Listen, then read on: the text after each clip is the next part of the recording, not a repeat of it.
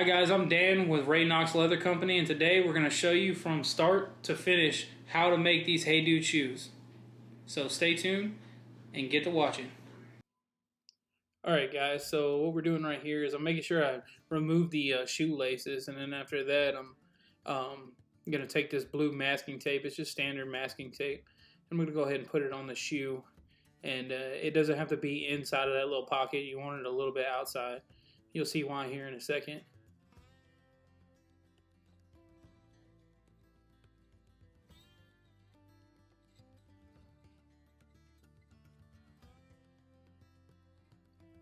Alright, so now I just got a pencil, and I'm marking around there on the edge, and I'm making sure that I'm paying attention to where those holes are at for the shoestrings, because you don't want to cover those up.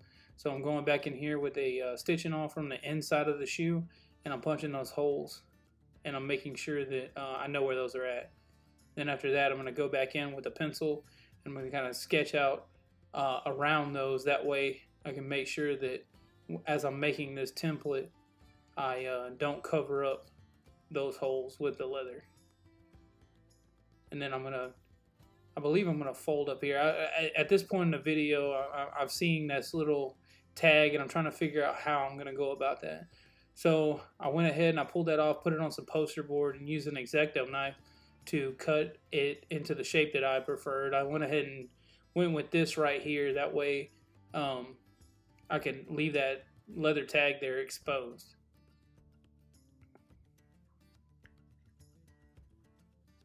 Alright guys, so we have a piece of the 4 to 5 ounce live oak from Traditions Leather, and we're just using a scratch awl to scratch on our pattern here, and then we're going to come back in with a head knife. You can use any type of knife. I just happen to have a head knife.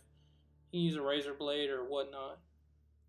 Now here I got a round knife, and here guys, I'm making sure that I'm paying attention to where my hands are at, making sure that I'm trying to keep my hands out of the path of that knife, because if that knife slips out of that leather, it can cause some serious damage. Those knives are super sharp.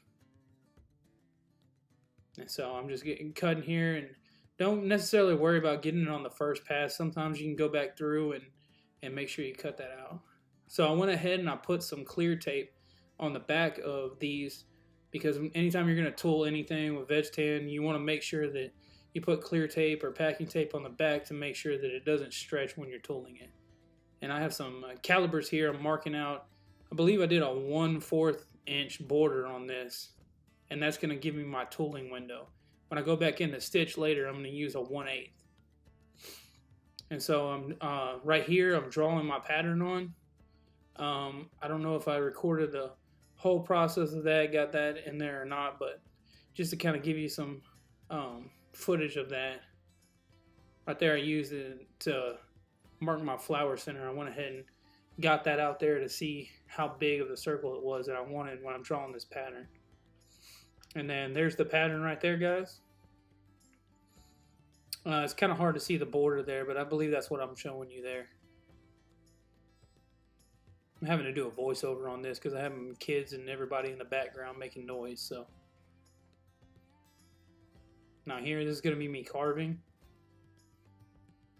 I got multiple angles of me carving. This right here, the big knife, is a Tandy Pro knife, and then I got a leather wrangler. That's my typical carving knife, but I do use the big one for longer straight lines.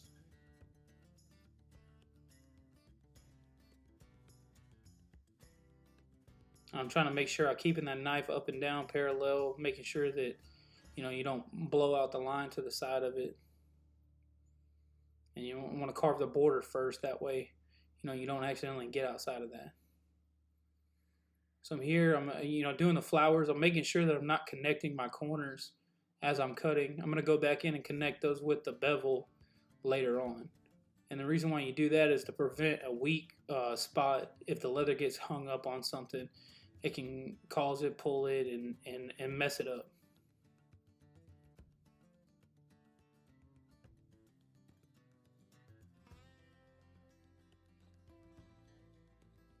So right there we got our flowers carved out, and then I believe I came back in here and did the leaves next.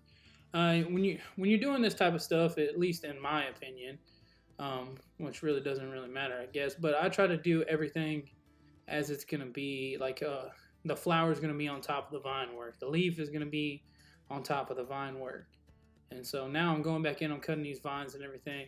I got that leaf down there carved out. I believe I carved the other one out here pretty soon.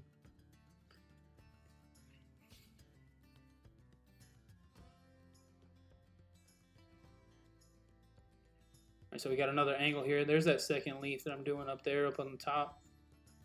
I'm making sure I'm fading out my lines, by the way, as I'm carving these. Once you get to the end of it, you want to come out of that, so you lighten up on the pressure that you apply. And it looks like I'm going super fast. That's because the video is super fast. I'm going kind of slow in this video. This wasn't the drawing. This was actually I used the first one that I carved. I didn't get good angles on the footage, so I went back in, I let that dry, and I used that as the tap off for the second one that I did. And so there you go. You can see the second one, or the first one that I did right there in that. And so the tap off, it was kind of hard to see the lines a little bit. So I did a little bit of guessing work here. But the good news is I was the one that carved the pattern, so I don't think I messed it up too much.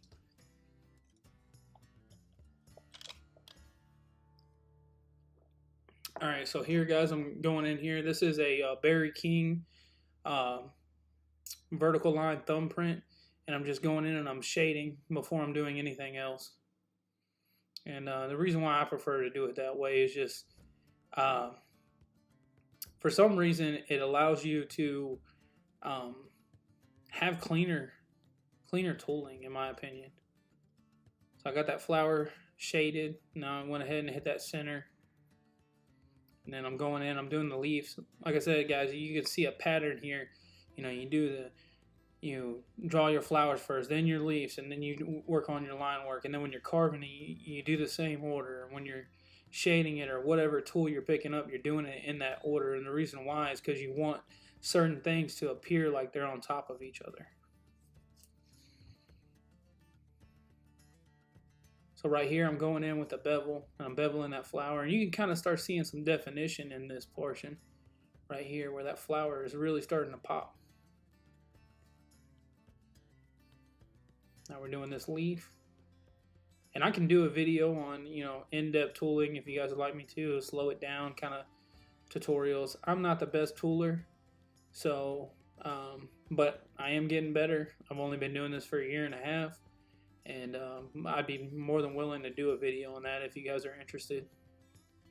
I really like that right there in the center, the vine work. It has the camouflage tool used there, and it really gives so much detail to that center vine. Now right here, I'm going back in. I've done tooled everything, backgrounded it, shaded it, beveled it, and all that. And now I'm going in and I'm doing some decorative cuts to add some life, and I'm always trying to stay within that flow. The flow of your work it just allows the eye to easily move on to the next portion of the leather project. And so you can see I'm pulling back towards the center of the flower. And I'm like my normal cut lines, I'm starting deep and I'm tapering out soft. So we're deep at the beginning and then softening up as we're coming out to the end of that line.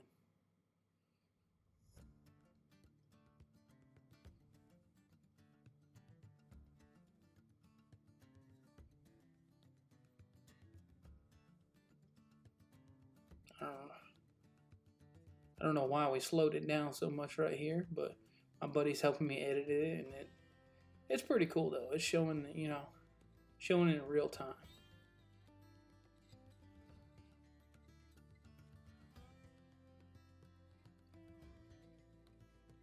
And you can see right there, we're starting deep and we're barely in the leather at the end of it. It looks good. I'm not the best at the decorative cuts, guys, but I do pretty decent.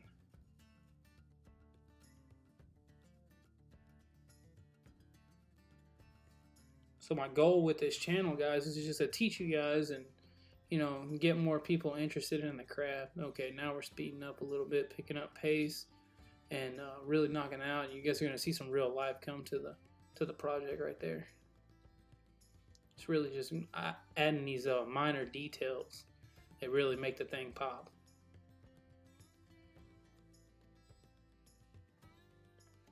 You can overkill decorative cuts. It can make your project look kind of bad.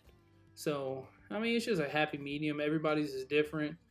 Mine might not be the same as everybody else's, but I kind of like that.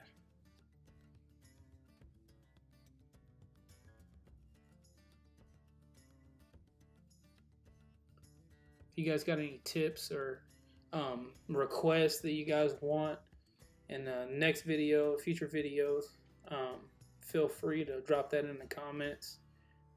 If you guys wouldn't mind subscribing to the channel, and also liking and commenting and sharing the videos, that would help me out greatly. Alrighty, so there it is right there. It's all tooled up. Now we're coming in here. I got just an airbrush. I believe I bought.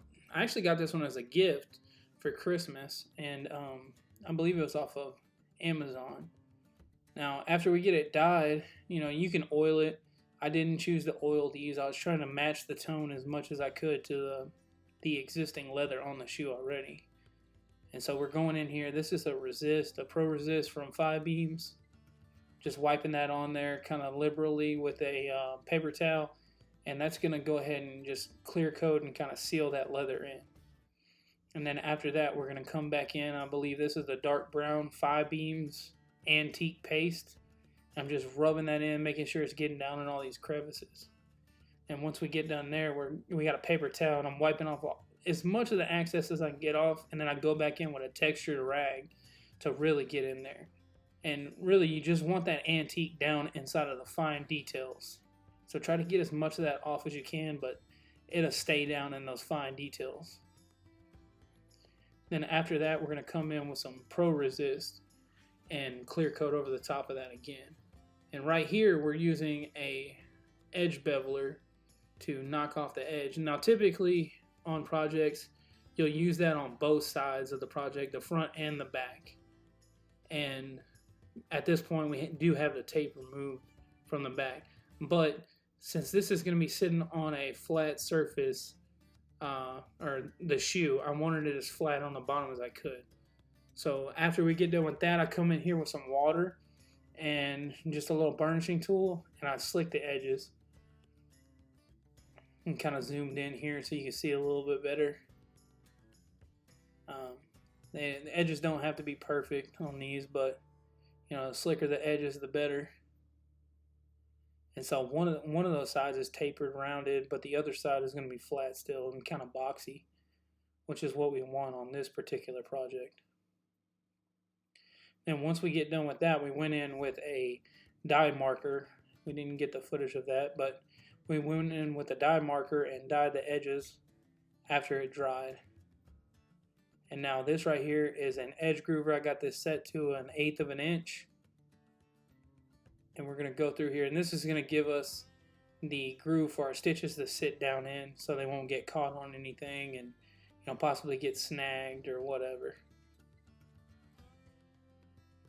So you can kind of see I'm taking it slow. This is the actual time right here, just being careful as I'm going around those corners, trying to make sure that it's flowing nicely.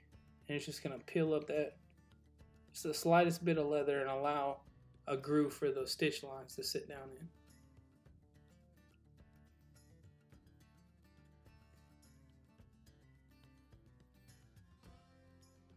in. Alright, so now I have these. These are 4mm pricking irons from Maker's Leather Supply, and I love these things. This is probably one of the best purchases I've made.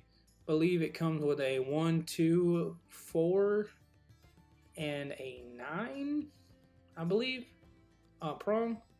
And so right here, as I'm going around these corners, I'm using the 2. And then when I get into some of the straighter portions, I use a 4 prong, I believe. You just use whatever tool will fit in that particular area. See, there you go, I switched right there. And I also have a cutting board down there, just a plastic cutting board to prevent the edges from getting damaged. And I'm hitting it with I believe this is like a 2 pound rawhide maul. Alright guys, so right here we're going ahead and applying the contact cement. This jar is from Maker's Leather Supply, and the contact cement is also from there. It is water based and it doesn't have a harsh smell.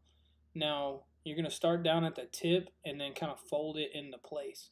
And you want to hold that in place for about 10 minutes, and then after that you probably want to let it dry for a couple hours. That way it's really stuck on there before you start stitching. Now, I didn't apply glue to the shoe itself, and the reason why I didn't do that is because then I would have to figure out some type of way to mark that on the shoe, and I didn't want any accidental markings or anything like that. Alright guys, so here we got our thread. I believe this is 138 from Maker's Leather Supply as well. They get a lot of shout outs.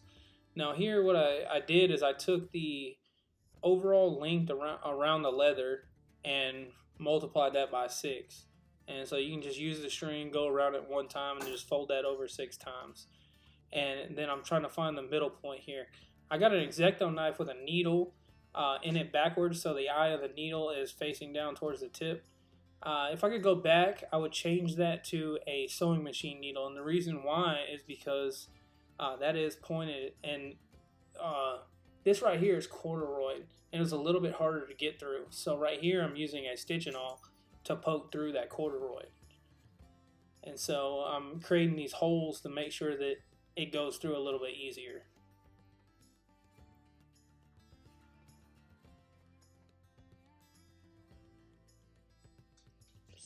Alright, so we have the middle portion inside of our string. We found the exact middle, and we're pushing through with this needle. And down here on the bottom, once you get through the shoe, you'll have 2 threads through there. And I believe I turned the shoe around right here so you can see. Now as you pull up on this, you'll see that it has 2 loops on this needle. And I'm grabbing the one that's closest to the start. And then I'm going to pull that through and attach a needle on the other end of that string. So to do this, you're going to hold on to the string that's outside of the shoe and pull the string that is inside of the shoe.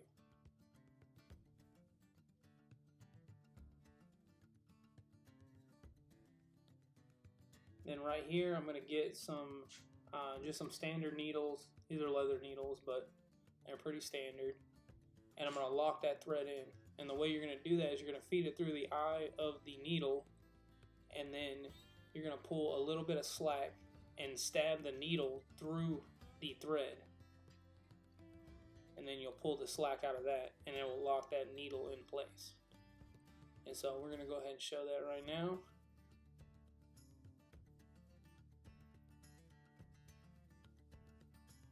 And there we are, going through the eye of the needle.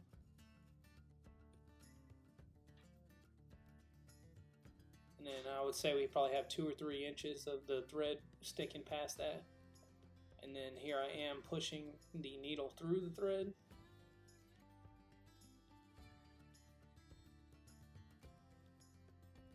And I'm pulling it down right here to lock it in place. And then you're going to pull it to cinch it down on itself. And that needle is not going anywhere.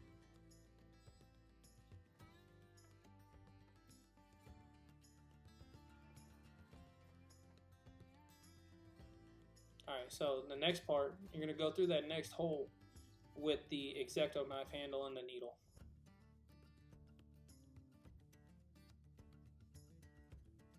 Okay, I take that back. Right here, you're finding the center again because we lost it. That's what that is. Alright, so once we got the center, we're going to grab a hold to that thread that's underneath the shoe and hold on to it at first to keep it, make sure it's in the right position. And now we're going to use this needle and the X-Acto handle to punch through the next hole. Now you can tell I got a little bit of slack there, and there's a reason for that, because once I If I have it completely tight and I push through that hole, it's going to cause some issues. It's not going to want to push all the way through. And then also when I get up underneath the shoe, you're going to need access to that excess string. Alright, so if you'll take and you'll pull on that, it creates two little loops. Now I'm going to grab the loop that's closest to the first hole. And then I'm going to pull the X-Acto knife out. And basically what you're doing here, guys, is you're creating like a hand sewing machine. So I'm going to set that to the side. And then I'm going to take that needle with the bottom thread and just feed that through it. Once you pull that tight, you're going to go ahead and hold that bottom thread and grab a hold of the thread that's on the top. And you're going to pull that tight, and that's going to create a little lock stitch. Now after that, you can let go of that bottom thread, and it's not going to move anywhere.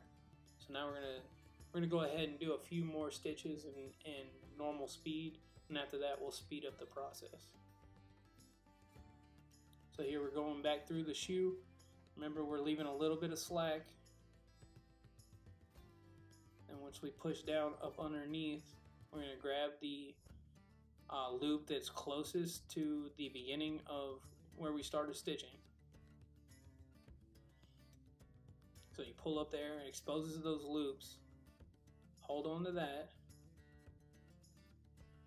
You set that down, and then you can grab a hold of your needle. Or later on, I figured out that you can just stick your fingers through that loop and grab that thread, and it goes a lot quicker. Just pull that thread through. So we're pulling that tight, and we're making sure that the knot itself, the loops, are hidden up underneath that leather. And so you want that tension knot to be up underneath that leather. It can be on the bottom of the shoe. It's not that big of a deal. You just want to make sure it's tight, and then it's not on the top, because then it'll make your threading look funky. And so that's what I'm kind of doing here. And I'm going slow on intentionally so you guys can see it. It definitely goes a lot faster in person. And then we're going to push through one more time. Now you can see I'm struggling to get this through. If I would have had a sewing machine needle, it would have went through a lot easier. And be mindful of your fingers, guys. Don't want to, accidentally poke yourself, send yourself to the hospital. You're going to grab that loop that's closest to the beginning stitch.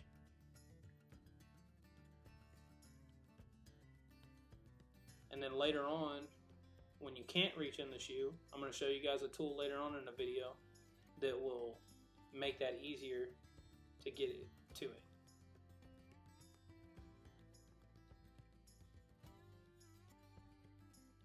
So once again, we're feeding that bobbin thread through, and then pulling that tight. And then now we're going to go ahead and speed up the process, and we're going to show you guys how we do it when we get down towards the tip of the shoe.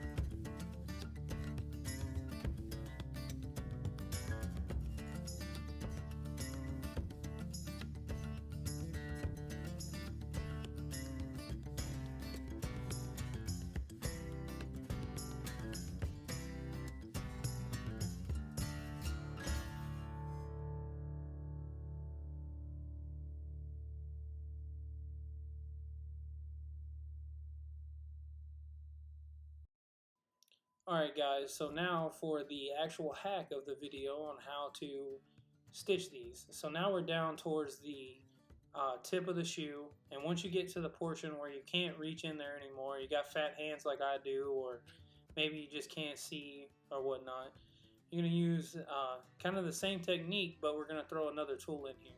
And the other tool is just a crochet hook. And you're going to use that crochet hook to reach down in there and grab that loop and continue doing the same thing that you were doing beforehand. It does help out if you have some form of light down there so you can see which loop you're grabbing, because if you grab the wrong loop, your needle on the X-Acto knife will be trapped in the loop that you're, or the stitch that you're trying to create, if that makes sense. If that does happen, just let go of it inside of the shoe and pull the X-Acto knife back out and pull that thread back out. But you can see right here, I'm using a crochet hook to pull that loop back out. And that's really all there is to that portion. Once you get down there inside that tight area, just use that little technique. That'll help you out so much.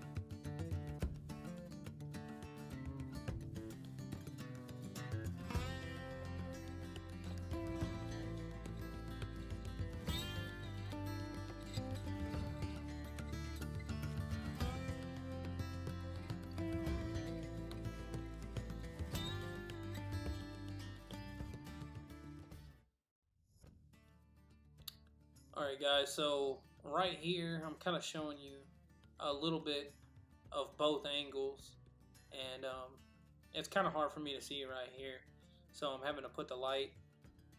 And it's not hard for me to see because of it being difficult inside the shoe, it's just because of the angle that I'm recording here, so I can let you guys see. So I'm using this crochet hook to grab that loop like we were talking about, and right here I'm having to stand up to be able to see what I'm doing because of the angle that we're shooting in.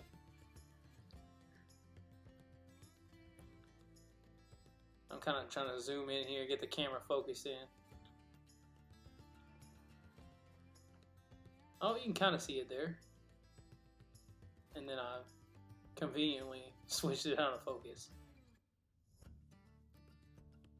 But I have a hole to the loop, and I pulled that out, that needle out, and then it's allowing me to freely pull that to the back of the shoe. Now, like I was talking about earlier, if you wanted to, you could stick your hand or your fingers through that loop and just grab that bottom thread and just pull it through. You don't have to go back and grab the needle. I wish I would have figured that out earlier. I learned some hacks in my hack video. So, but there you can see I'm feeding that through. And then once I get that done, I can just let go of it with the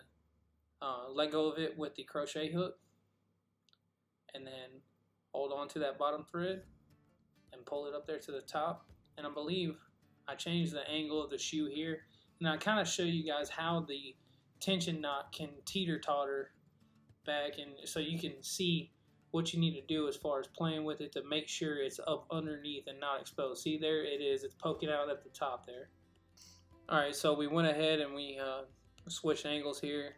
Got some different editing because my video footage wasn't all that great. But here we're making our way around. We're about to finish up on this shoe, and we had to use footage from both shoes and kind of intertwine them together so it kind of makes sense. I didn't want to show the whole stitching process because you guys would be here for 7 hours just because it took so long to record this. But anyway, so we're getting close to the end here, and we're just going to go ahead and let it play on through till we get to where we're going to finish off our threads.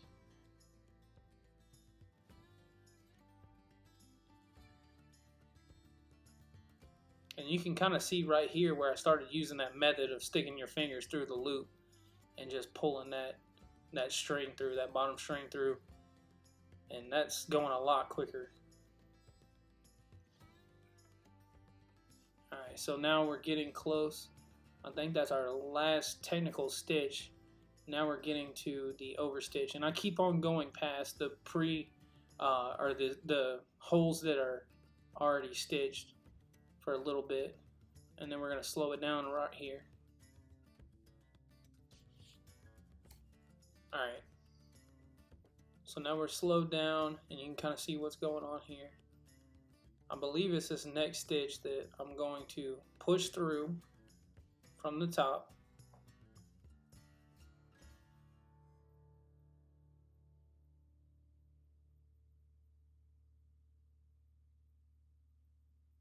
Now, see that stuff's a little bit difficult to get through. Now I'm going to find that loop, grab a hold of that loop. Now I'm going to pull that and feed that bottom thread through there. Now I'm not going to hold that one. What I'm going to do is I'm going to pull this top thread, and it's going to cause the bottom thread to come out the top. Alright, so there it is out the top of the shoe, and I'm going to reach down there with my stubby little fingers and pull that bottom thread all the way through.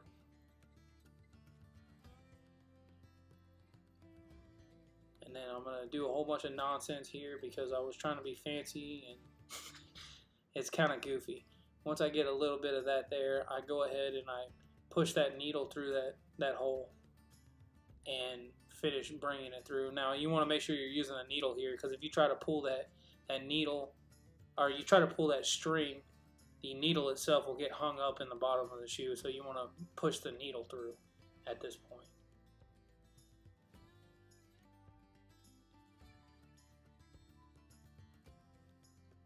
So we're working on pulling that needle through here.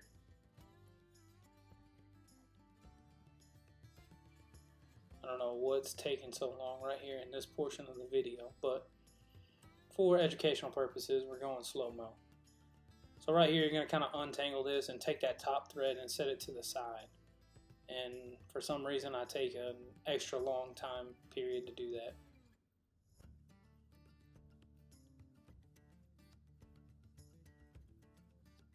And then once that's out of the way, I'm going to grab a hold of the actual bottom needle that's now on the top and push it through the next hole.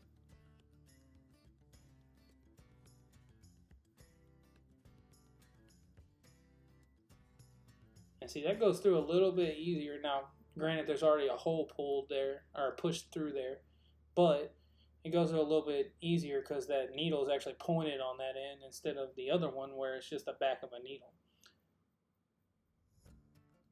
Now you're going to take the top thread and feed it through the next hole.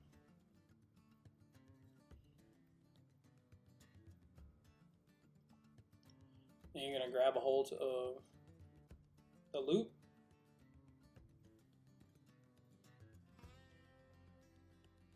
and pull that needle loose. And then right there you can just pull that and set it to the side.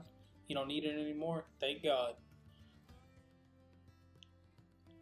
Now you're going to take these and you're going to snip them and burn them and smush them down. That way they're kind of locked in there and they're not going to come loose.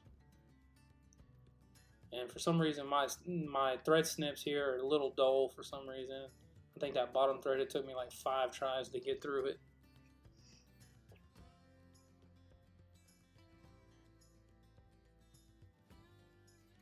And there you can see that they're all stitched up, and all I got to do is just burn the ends of the threads.